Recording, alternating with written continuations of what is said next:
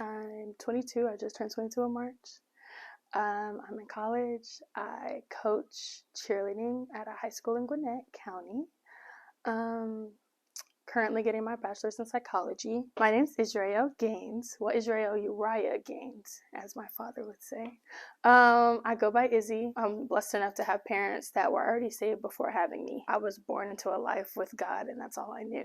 Life was good until I got to my teenage years and puberty hit, and then I'm like, stuff is different now. College life and being out from under my parents gave me a new sense of freedom that eventually led me to get into some things that I had no business being a part of. The last 2 years have been very detrimental to my spiritual walk. Grandma died, depression came out of nowhere. I'm the emotional person in the family. I wear my feelings on my sleeve. When things went downhill with my grandmother's health and her death, it hit me really hard. I was running to any and everything else but God to fill the void. At one point, I would do things and the Lord would convict me. It's like, you ain't got no business.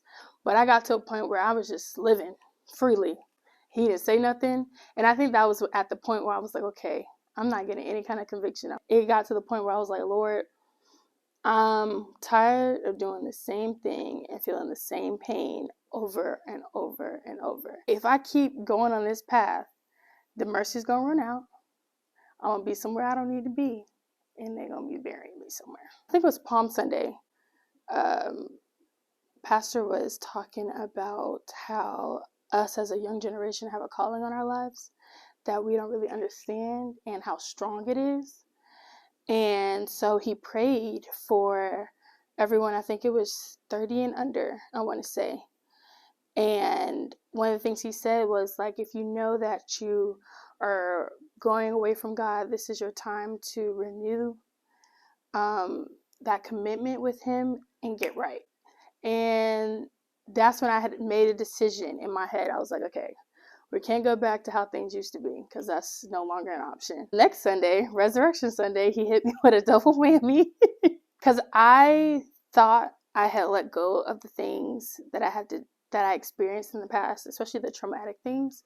At least I thought I did, but I didn't. The deliverance that I received that night in my parents' dining room, of all places, felt such a relief off of my shoulders. It was crazy. Like, it was immediate.